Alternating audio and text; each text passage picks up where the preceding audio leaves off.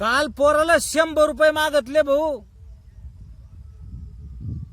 काल पोराला 100 रुपये मागतले, फक्त 100.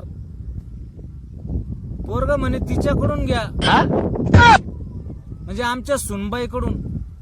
पोरग म्हणे तिच्याकडून घ्या.